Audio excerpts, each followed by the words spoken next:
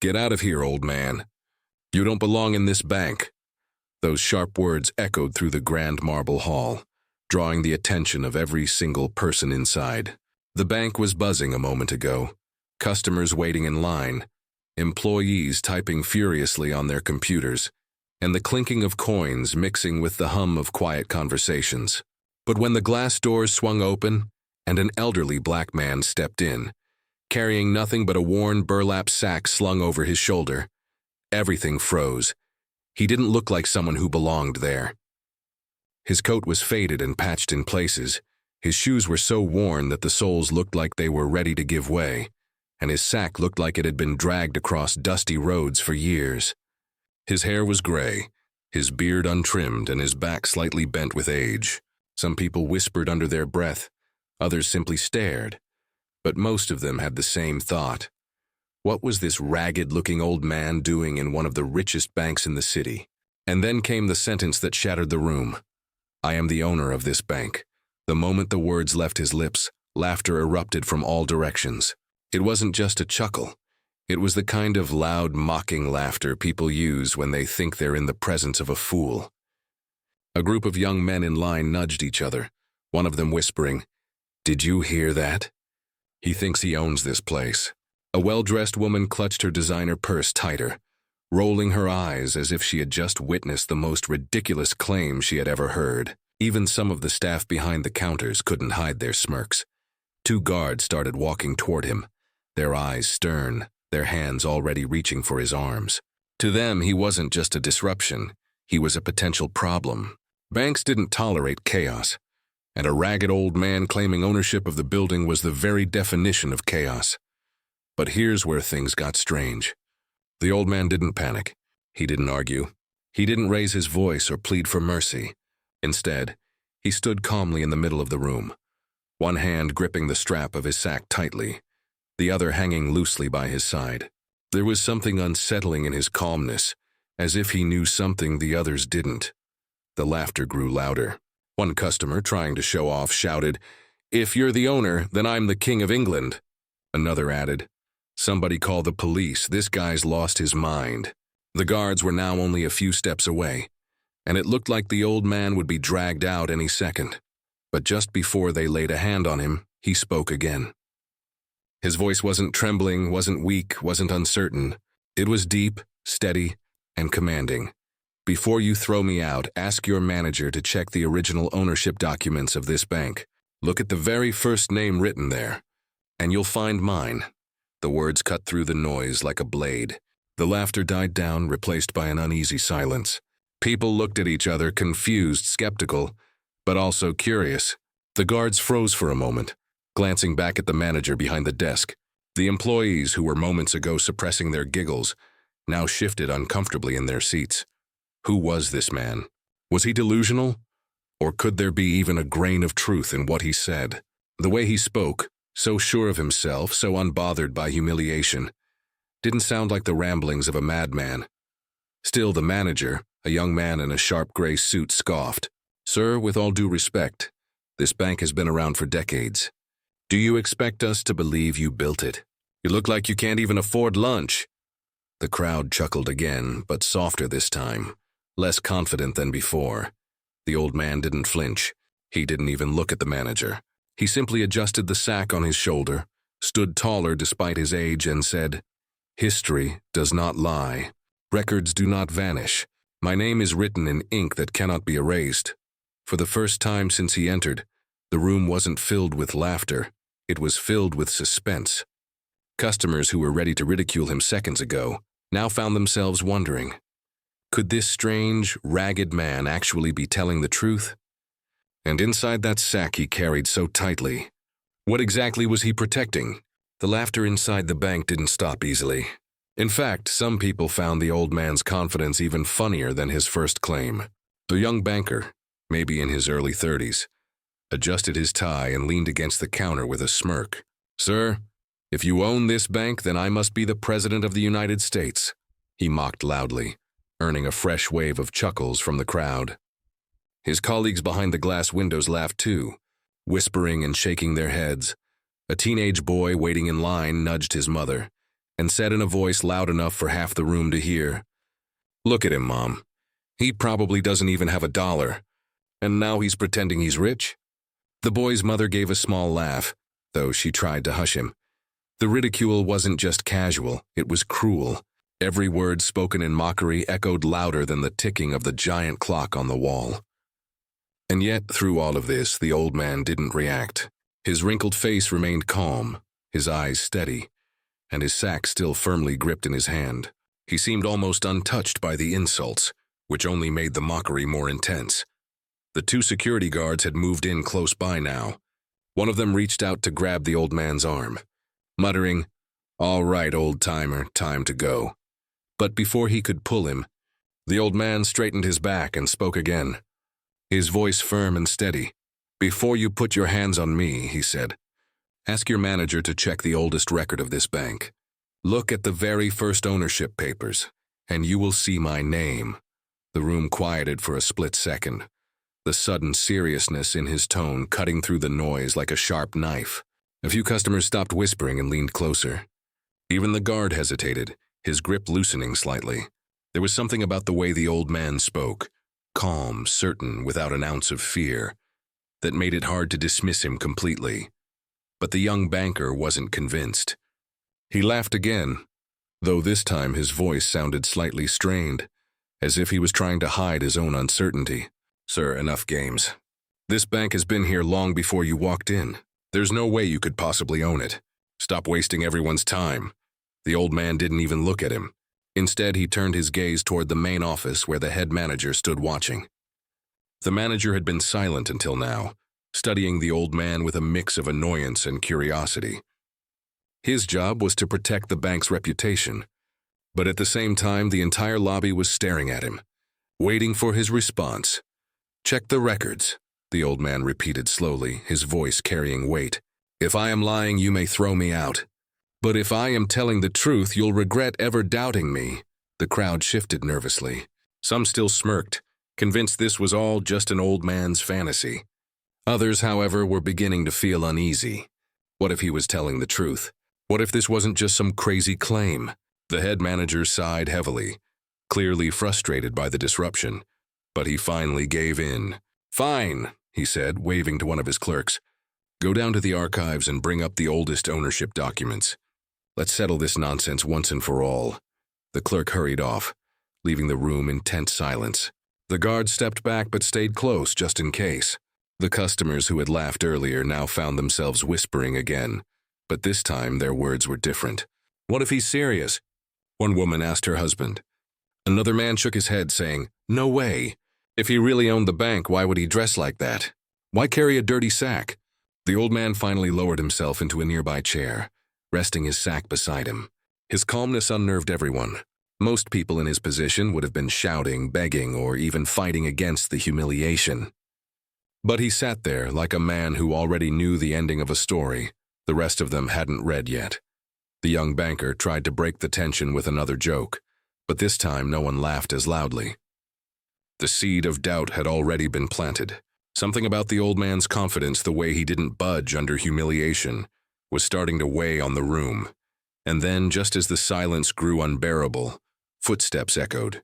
The clerk returned, clutching a thick, dusty file in his hands. Everyone's eyes followed him as he walked straight to the manager's desk. The young banker leaned forward eagerly, ready to prove the old man wrong. Customers craned their necks, guards tightened their stance, and even the old man himself slowly turned his head, his expression unchanged. The manager flipped the file open, flipping past page after page, until his eyes stopped on something.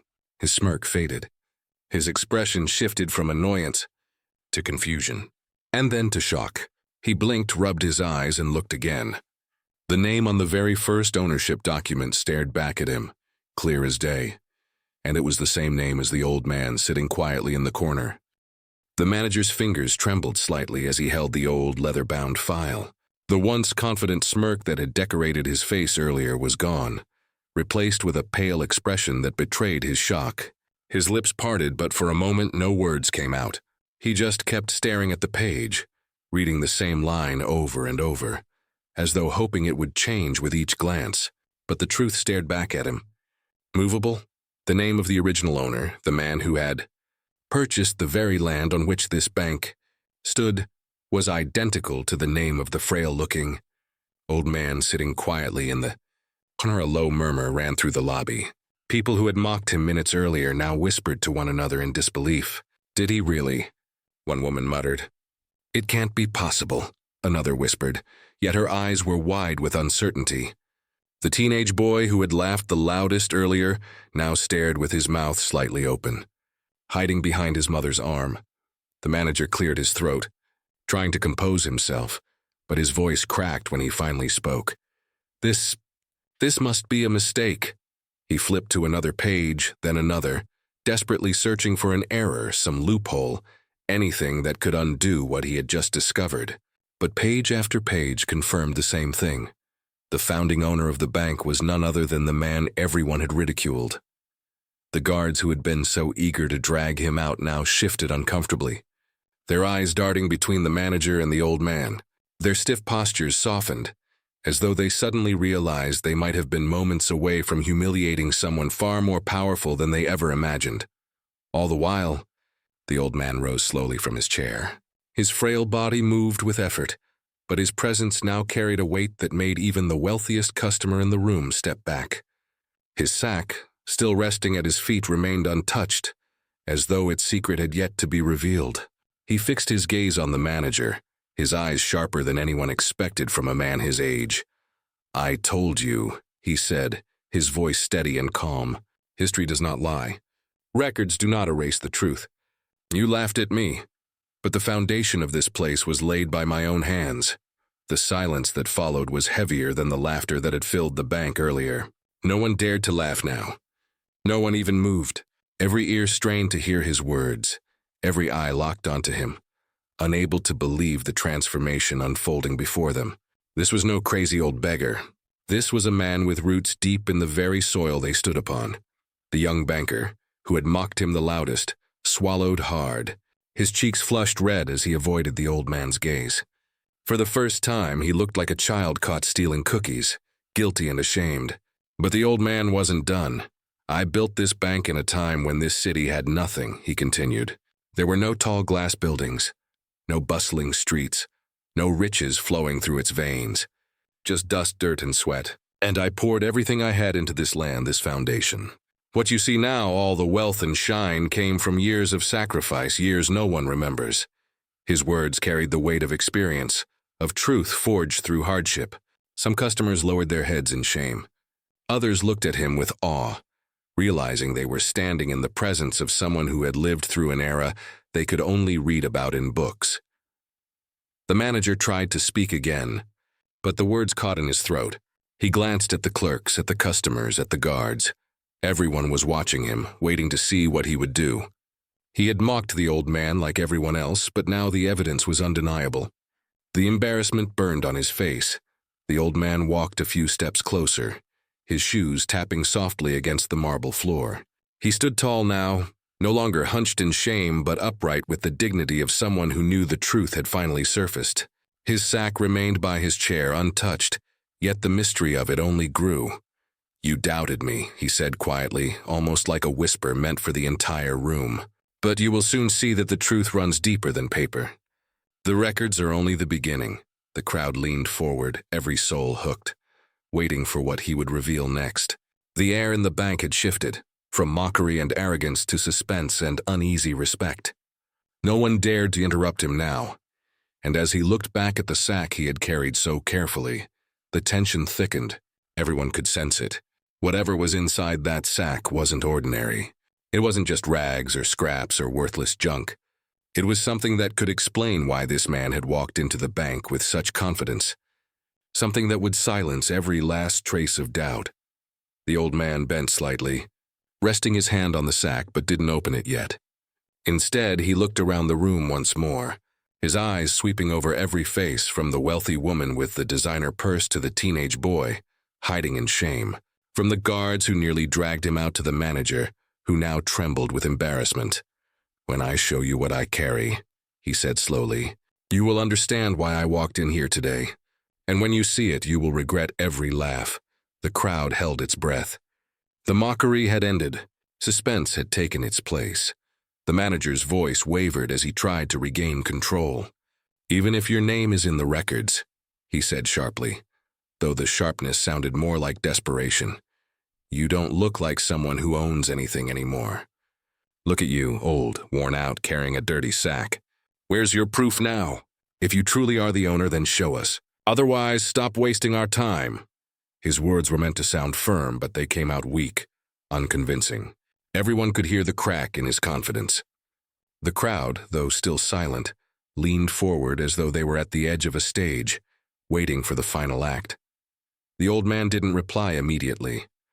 Instead, he slowly reached down and pulled the sack closer to him. His fingers, though aged and wrinkled, moved with deliberate care, as if what he was about to reveal was fragile, precious, and powerful. The thick silence that filled the bank was almost unbearable.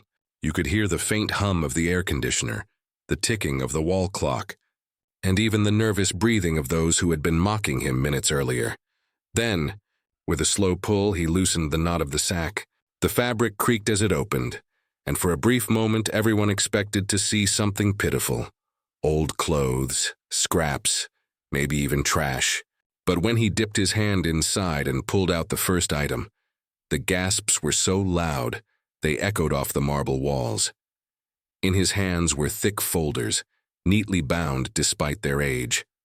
He placed them gently on the nearest table. Then he pulled out more. Stacks of legal documents, yellowed with time but carefully preserved, each stamped with official seals. Their authenticity was undeniable. These were deeds, contracts, and financial agreements from decades ago. Each one bore his name, proving not only that he had once owned the bank, but that his wealth had extended far beyond it. The manager stepped closer, his hands trembling as he flipped through one of the documents. His face turned ghostly pale. Every page confirmed what the old man had claimed. This wasn't just an empty boast. This was fact. But the old man wasn't finished.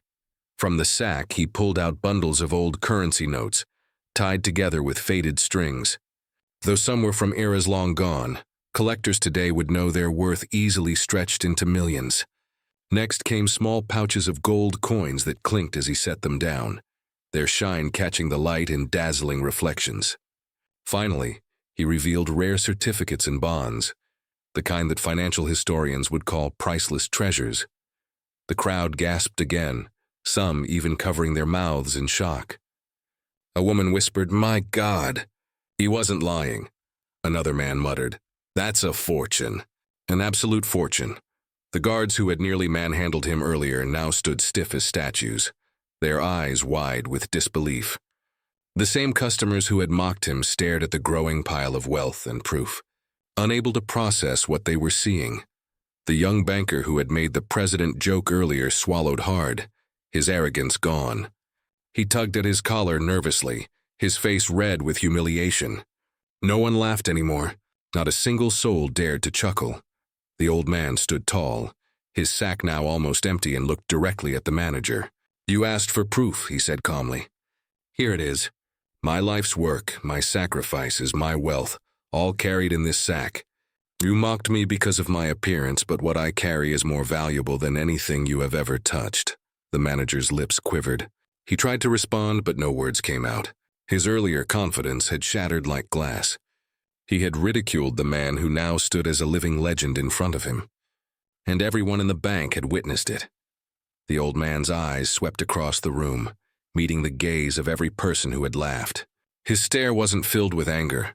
It was filled with quiet disappointment, the kind that cut deeper than any insult. "Respect," he said softly, "is not measured by clothes or appearances. Wealth is not shown in what you flaunt, but in what you carry within, and what you build with your own hands." You saw a sack and an old man. What you failed to see was the story behind them. A heavy silence filled the hall again, but this time it wasn't mocking. It was reverent. People were ashamed, humbled, and deeply shaken by the truth that had unfolded before their eyes. And though the pile of wealth sat right there, the true treasure wasn't just in the papers, the gold, or the money. It was in the undeniable fact that appearances could deceive, and that the man they had dismissed as worthless had just reminded them what true power and legacy looked like. The sack, once ridiculed, had become a symbol of something greater than money. It had become proof that humility can carry the weight of an empire. The old man stood surrounded by the very people who had mocked him only moments earlier. His sack, once seen as a symbol of poverty, now sat proudly on the table with documents, gold coins, and bundles of rare currency spilling from it like a treasure chest cracked open. But his expression wasn't one of victory or arrogance. It was calm, steady, almost sad, as if he had expected this reaction all along.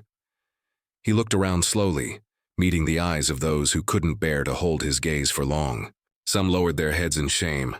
Others shifted nervously in place, while a few stared at him with newfound respect. The young banker who had laughed the loudest earlier was now completely red in the face, fiddling with his pen and avoiding eye contact. "You all laughed at me," the old man began, his voice steady and deliberate, echoing across the hall. "You saw my clothes, my age, my sack, and you judged me. To you I was nothing more than a beggar, someone who wandered in here with wild claims. You looked only at the surface and believed you understood me. But what you didn't see was the journey, the sacrifices, the years of struggle that made all of this possible." His words carried no anger, no bitterness, only truth. And that truth hit harder than any outburst ever could. People who had been so quick to mock him now wished they could take their words back. "When I was a young man," he continued, "this city had nothing. No tall buildings, no shining banks, no wealth flowing through its streets. Just dust, sweat, and dreams. I worked with my bare hands, brick by brick, deal by deal, until I built something that would last beyond my lifetime. I founded this very bank, not for luxury, not for pride, but to give people a place to save, to grow, to believe in a future." The silence in the bank was thick. Even the clicking of keyboards had stopped. Every employee, every customer, every guard was listening intently. His story wasn't just about ownership anymore. It was about something deeper. "You mocked me," he said, turning his eyes toward the customers who had laughed, "because you believed wealth must be displayed. You thought money comes with expensive suits, shiny cars, and grand appearances? But true wealth, true power does not need to announce itself. It speaks for itself, even from a sack carried by an old man." The young banker finally lifted his eyes, shame written all over his face. He looked as though he wanted to apologize, but the old man's gaze alone silenced him. The manager, who had doubted him so fiercely, now looked smaller than ever, his authority stripped away in front of the very people he was meant to lead. The old man reached for one of the gold coins, holding it up for all to see. It gleamed under the bright lights, reflecting on the marble walls. "This coin," he said, "is not just money. It is history. Every mark on it, every year it has survived, carries a story. And I carry mine with me, not to show off, but to remember. To remind myself of where I came from, and to prove to those who doubt that appearances can deceive." He carefully placed the coin back with the others and tied up his sack again, though not as tightly as before. The sight of him gathering his treasures didn't look like a man reclaiming wealth. It looked like a man gathering memories, protecting a legacy. Then, with a gentle smile, he added, "Respect should not be given because of what someone wears or how they look. Respect should be given because you never know the battles someone has fought, the history they carry, or the truth hidden behind their silence.